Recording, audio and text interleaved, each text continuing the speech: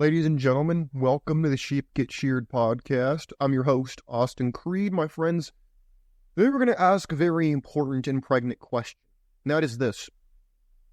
Does marriage set men back? Or more accurately, what do men get from marriage? And how has it changed? My friends, let's be really honest with ourselves. We hear all across, whether it's the mainstream alphabet channels, whether it's from religious experts and financial experts and whatnot, that marriage is beneficial, we need it, and men live longer supposedly because of marriage, women are supposedly oppressed in marriage, and how does marriage benefit women is what a lot of people say. I want to turn that on its head and say, does marriage set men back? Now, some of you I know have been married. Either you're getting divorced, you are married, or you're interested in getting married. And so I think this is a very important question. My friends, if you want to share your story throughout this show as we go through the clips, we have conversations and we break things down, I invite you to do that, because at the end of the day, let's be honest. A lot of us have very strong opinions. We feel a lot of pain in this regard, and no one really cares about us. Most people outside of this small section of the internet, they don't talk to their friends about their divorce. They don't talk to their parents. They don't talk to their co-workers. They don't talk to their pastor. They don't talk to their therapist, maybe a little bit. But people don't talk about their divorce from the male perspective all that much, because most people, they don't care. They don't want to hear it. They're convinced you're the bad guy, statistically. They've made their mind up. They don't care. They just say, oh, just pay the money and move on. Well, my friends, we need to talk about marriage, and we need to talk about how it sets men back, if it does at all. Because some people would argue it doesn't. So we're going to break this all down, and I, again, invite you to share your thoughts, your opinions, your experiences, because this is a very important question, because we as men, we naturally have a desire to build communities. We have a desire to be a part of something bigger than ourselves. And of course, we have physical needs that used to be met through the bonds of marriage. But today, why would you buy the cow when you can get the milk for cheap? Not for free. I don't believe in getting things for free. The 48 Laws of Power state that free is a fraud. So I don't believe in this whole Pookie and Ray Ray get it for free.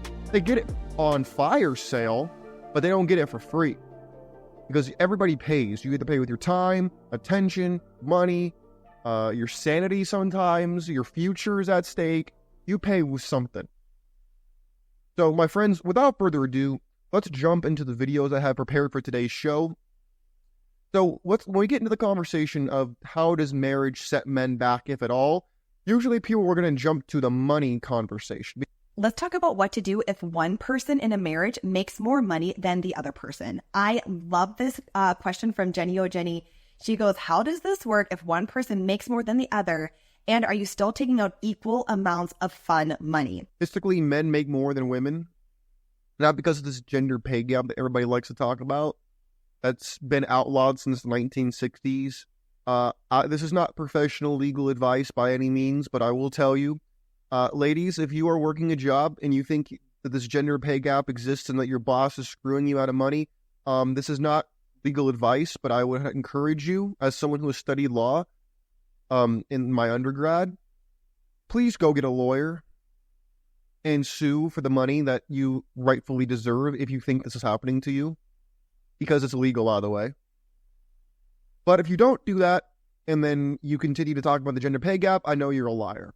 So my answer to this is, this works if you view your marriage as a complete merger. If you see your marriage as two people truly becoming one person, one team working towards the same goal, then you will view your marriage as one where now not only are you combined in a covenant of marriage, but your minds are merged. Your heart, your soul, your dreams, your desires, your wishes are now merged together with the other person. I've talked about this on the show before, but that's what marriage is. When you look at marriage from the government's perspective, and I was in the military and I've worked a little bit with the government, okay?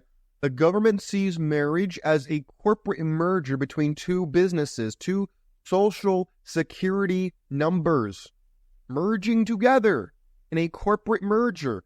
That is why divorce is messy, because now you are dissolving this corporate entity into two separate but supposedly equal parts. Even if one company is worth $100 million, the other one's worth 50, now they're both worth 75. You see how that works?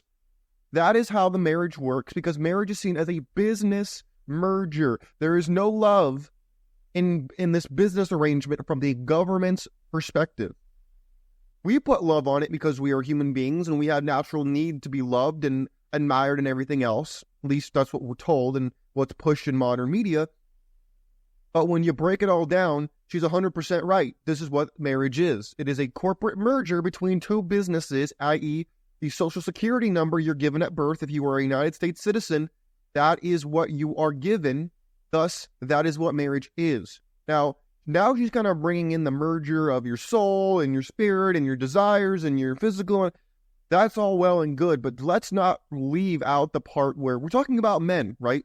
And what we gain or lose in marriage. This is a very important point that a lot of men, especially young guys like myself, who are in their early to mid 20s and in their teens, they don't know this.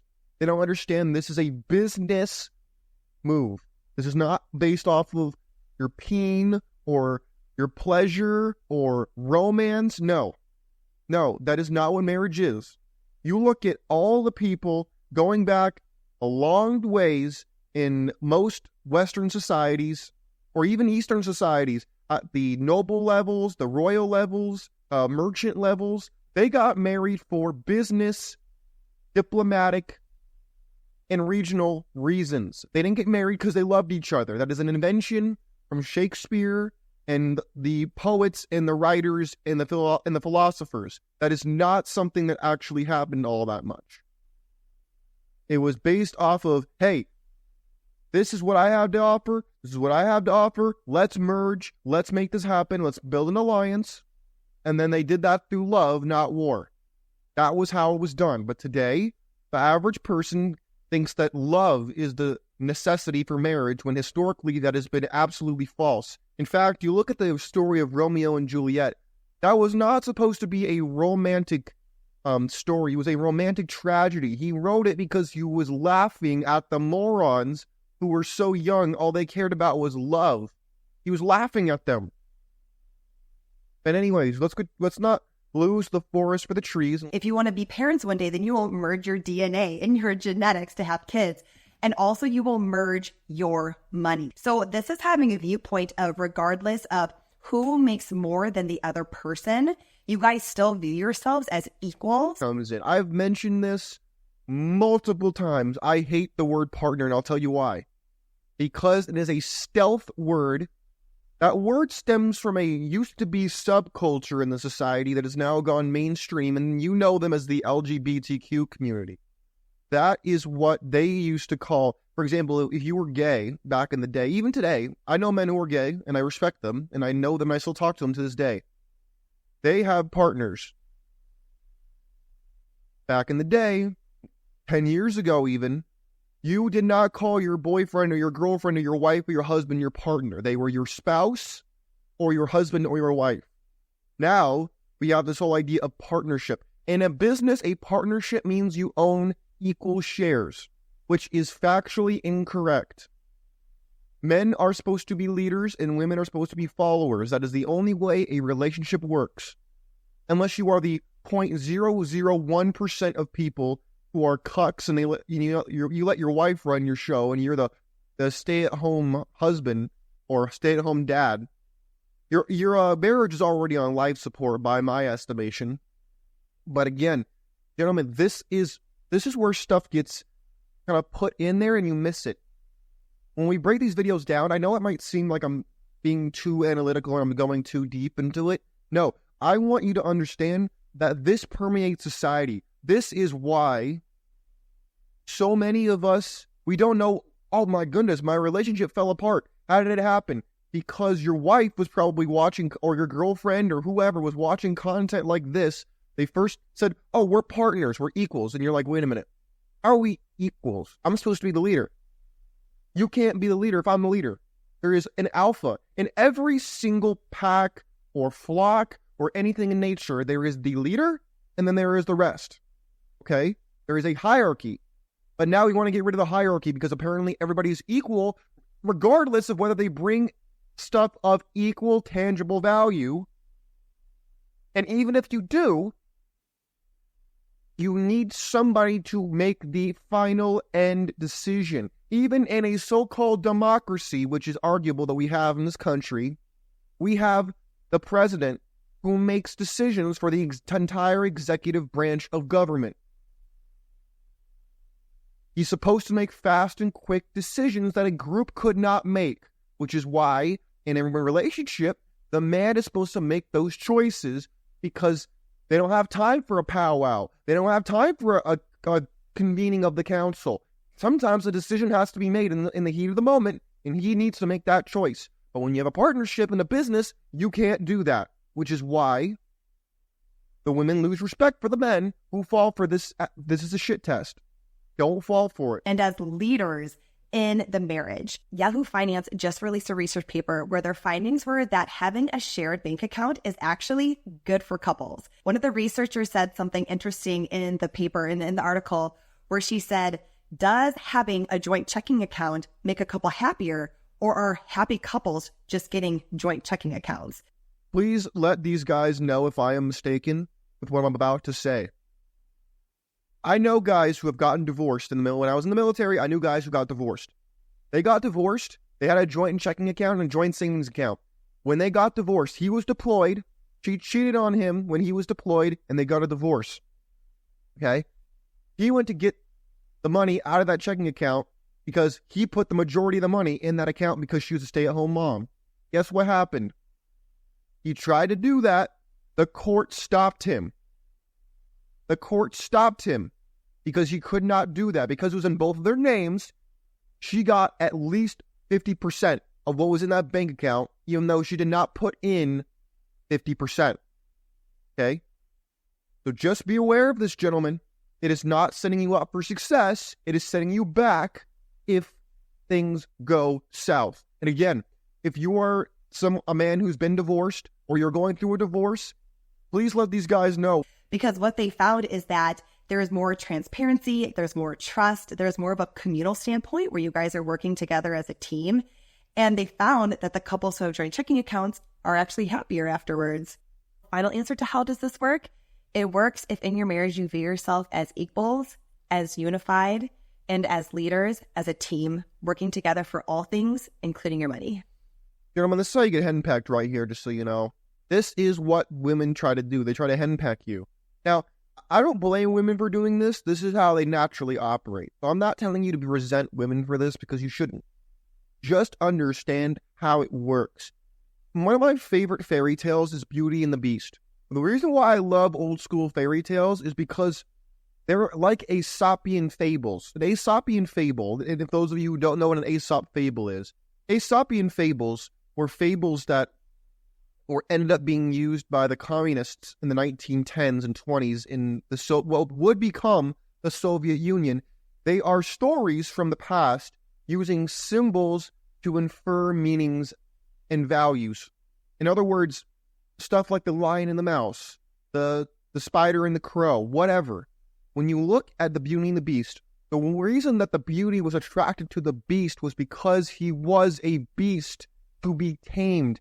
There's an old adage in every relationship that states that women go into the relationship hoping that the man changes, men go into the relationship hoping their woman never changes, and inevitably they are both left wanting more, and both are unfortunately disappointed.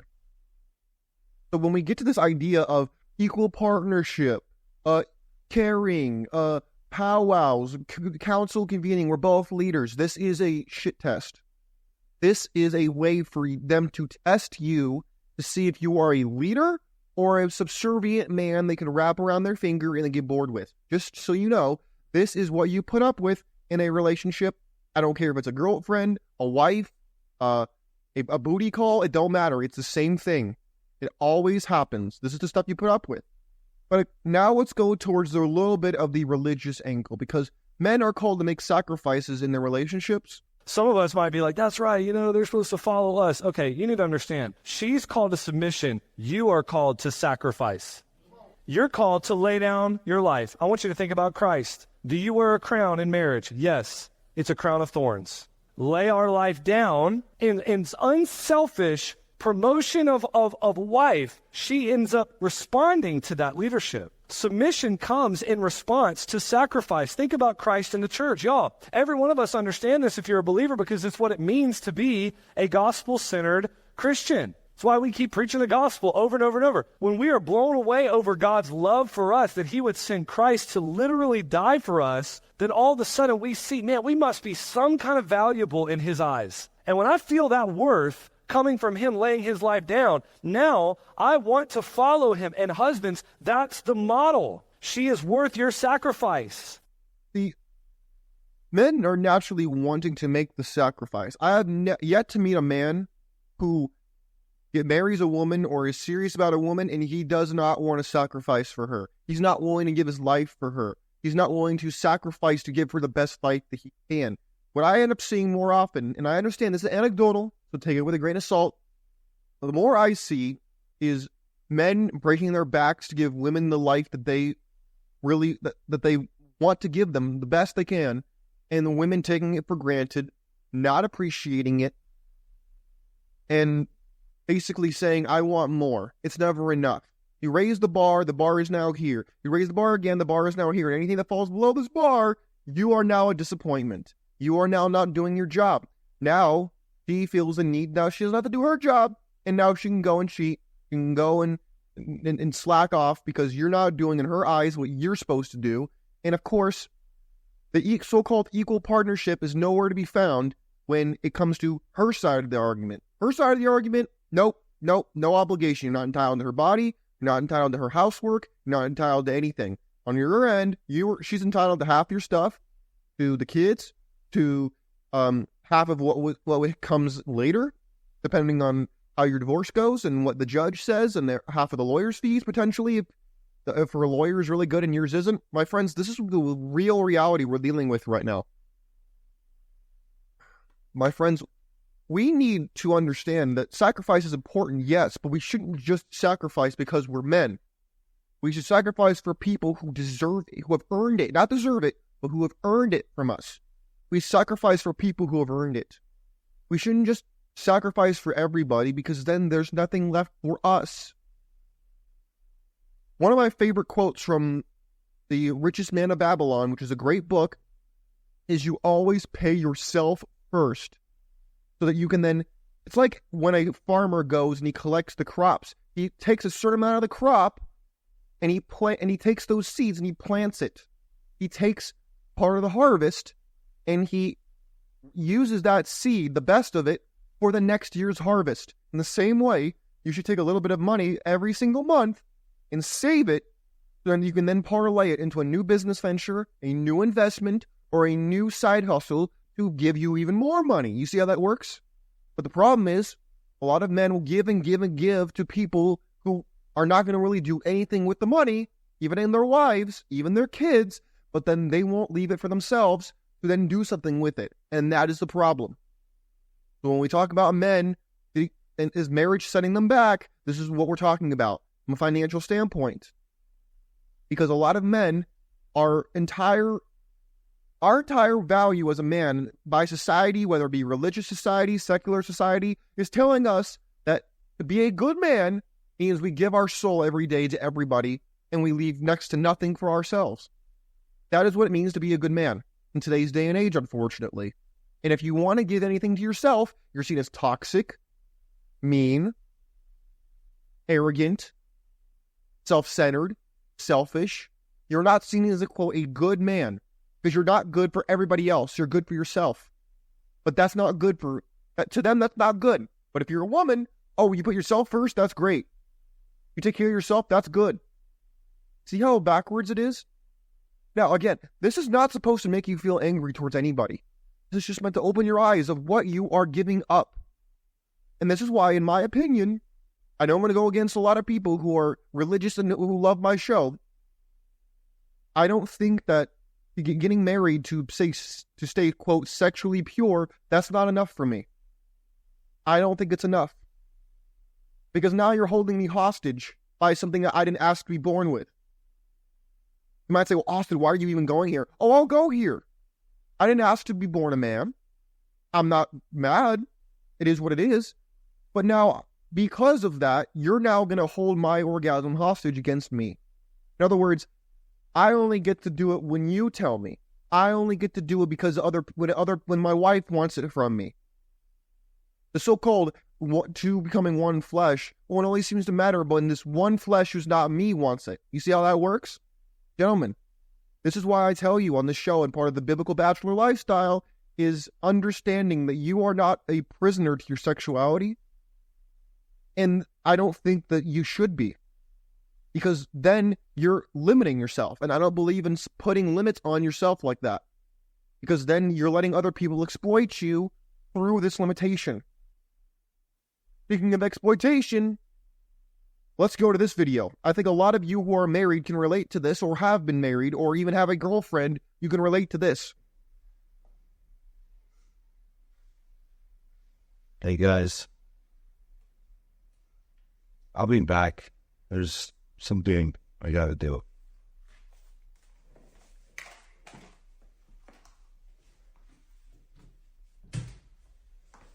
Oh gosh, she just had like these weird vibes. Let's go back. Let's do it again. Hey guys, I'll be back. There's something I gotta do.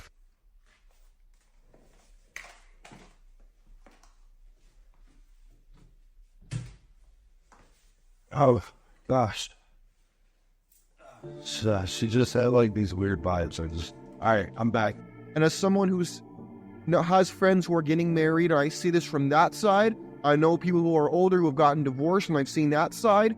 I've been the third party, and I've seen the outside, and I've seen how this works. This is why I don't have a desire to get married. I have other focuses in my life, other things that I want to do. Maybe you share that desire, maybe you don't. That's okay. I just want you to realize that there is a dream that is sold to you, and then there is the harsh reality that we actually face and we're actually going through. And when you are faced with the reality, the dream becomes a little bit more shown for what it is, which is a fantasy, not a reality. And the problem it all comes down to is men are willing to do pretty much everything for their woman, from their wife, for their kids. But when that person can just check out at any time for any reason, it cheapens all that sacrifice you're willing to make. Ask the men who have been married in this chat, on this channel. They will tell you what they've been through. They've told me similar stories. I don't want to put words in their mouth. I don't want to tell their story for them. But they've told me what they've gone through on this show. And I'm here to tell you, if you want to get married, do that. I'm not trying to tell you, oh, just be miserable and be... If you would need to be happy to be married, go and do that. What I'm telling you is there are other options out here. There are other ways for you to get that life that you want, because this is your life, not someone else's. Stop letting other people put limitations on you, and you put them on yourself and you wear it. Stop it. You don't need to be set back in marriage. Now, are there some times where it can be beneficial? Yes. Problem is, in the Western countries, it's not probable. It's not an expectation, and the possibility is going down and down and down and down to the point where I cannot, in good faith, tell you to take that chance. My friends, please share your thoughts, your comments, your concerns, and everything. I would love to hear it. It would help a lot of men on this channel to know they're not alone, to know that you are there with them. And I look forward to hearing about it. Take care of yourselves. Think for yourself. Don't just take anything at face value. Really break it all down. That's what I encourage you to do. Take care of yourselves. I'm out. Peace.